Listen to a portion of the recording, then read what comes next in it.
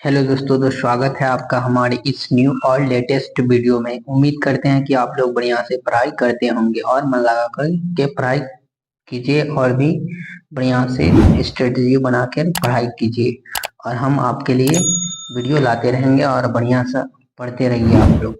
इस वीडियो में हम लोग देखेंगे प्रकाश का परावर्तन और प्रकाश का अपवर्तन, जो कि मोस्ट वीवीआई टॉपिक है। यहाँ से पूछा ही जाता है। प्रकाश का परावर्तन किसी साल पूछ लेता है, किसी साल प्रकाश का अपवर्तन पूछ लेता है, या तो किसी पारी में पूछ लेता है, फर्स्ट पारी में पूछ लेता है प्रकाश का परावर्तन, तो सेकंड पारी में पूछ लेता है प्रकाश का अपवर्तन। तो आप इनको याद कर लीजिए बढ़िया से, हम आपको डिटेल में समझा देंगे। आपका क्वेश्चन यहाँ पे है, क्वेश्चन है प्रकाश का परावर्तन किसे कहते हैं तथा इसके कितने नियम होते हैं, समझाएं। आपको ऐसा पूछेगा 2 नंबर में, तो आपको बता देना है। हम आपको बता रहे हैं 2 नंबर के लिए ऐसा क्वेश्चन पूछता है, जो कि बहुत इजी है। आप अच्छा से बना लीजिएगा तो आपका 2 नंबर कहीं पे नहीं जाएगा। आपको पहले फिगर समझना है, उसके बाद आपको आंसर आंसर लिखते जाना है। यहाँ पे देखिए आंसर क्या है।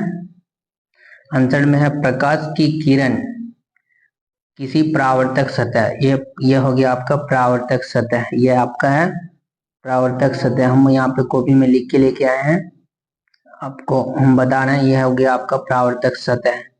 सतह से टकरा कर सतह से टकरा कर किसी प्रकाश की किरण, ये है इधर से प्रकाश की किरण आ रही है, तो यहाँ पे परावर्तक सतह है, टकरा कर उसी माध्यम में वापस लौटने की घटना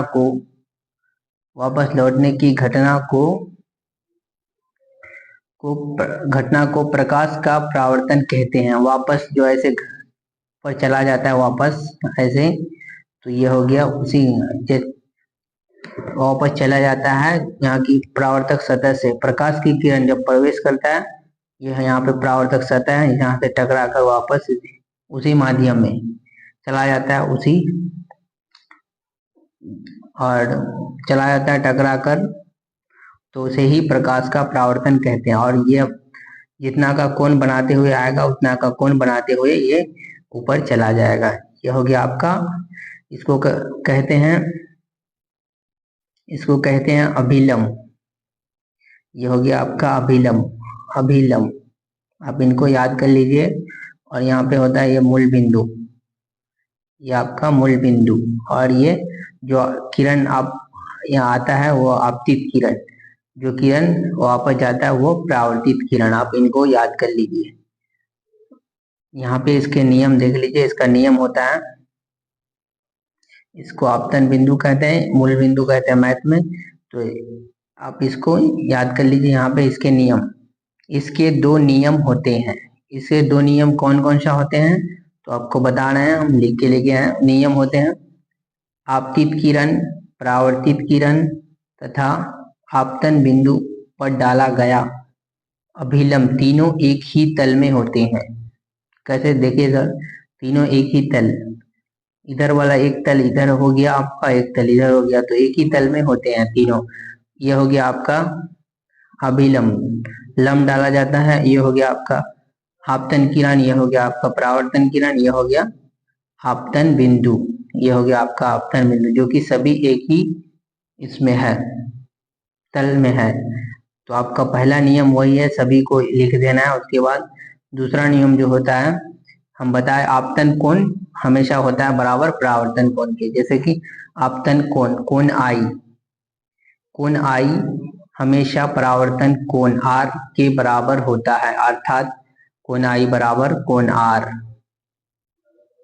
आर। यहाँ पे देख लीजिए आप, कोण आई कौन सा है, कोण आर कौन सा है। ये हो गया ये वाला, इधर वाला कोण आई और इधर वाला कोण आर। इसको बोलते हैं आपतन कोण, इसको बोलते हैं परावर्तन कोण। चलिए देखते हैं क्वेश्चन नंबर दूसरा। क्वेश्चन नंबर दूसरा भी बहुत ही इंपॉर्टेंट है, ये भी पूछते हैं। दूसरा नंबर ये है, प्रकाश का अपवर्तन किसे कहते हैं तथा इसके कितने नियम होते हैं, समझाएं। सेम क्वेश्चन है, बाकी यहाँ पे आपको वहां पे परावर्तन पूछा था, यहाँ पे अपवर्तन पूछा है, बस इतना ही फर्क है। तो इसका देखते हैं क्या है, इसका आंसर कैसे होगा। तो इसका आंसर है प्रकाश की किरणों के एक पारदर्शी माध्यम, ये एक पारदर्शिक माध्यम है। ये जो है एक पारदर्शिक माध्यम है। पारदर्शिक माध्यम से दूसरे पारदर्शिक माध्यम में जाने पर दिशा परिवर्तन या मोड़ने की क्रिया, यहाँ पे देखिए आप, दिशा परिवर्तन, यहाँ पे प्रकाश की किरण, आपतित किरण या आ रही है, फिर इधर से आपतित किरण यहाँ पे दूसरा माध्यम में आएगा तो इधर सीधा, इधर ना कि इधर जाना होगा तो ये इधर मुड़ जाता है यहाँ, इसलिए उसका ही डिफिनेशन लिखे हैं कि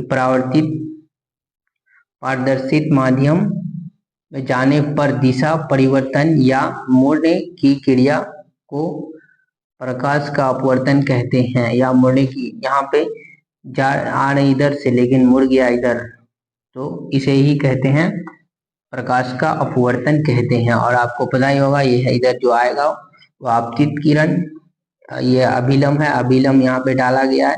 यह माध्यम है हवा, इधर हवा है तो ये उड़ल माध्यम, इधर पानी है, इधर सघन माध्यम, या यह हो जाएगा आपका अपवर्तक सतह, या आपका अपवर्तक सतह हो जाएगा। और ये अभिलंब हम आपको बता चुके हैं, अभिलंब हो जाएगा।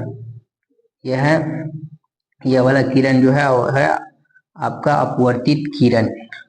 तो इसका नियम भी वही सेम है, होगा क्या होगा, इसके दो नियम होते हैं, आपतित किरण, अपवर्तित किरण तथा आपतन बिंदु पर डाला गया अभिलंब, तीनों एक ही तल में होते हैं।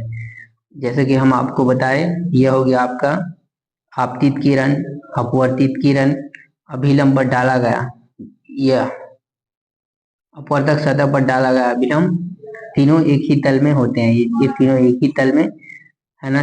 देखिए दोस्तों, दूसरा नियम क्या है, आपतन कोण की जिया साइन आई तथा अपवर्तन कोण की जिया साइन आर का अनुपात एक नियतांक होता है।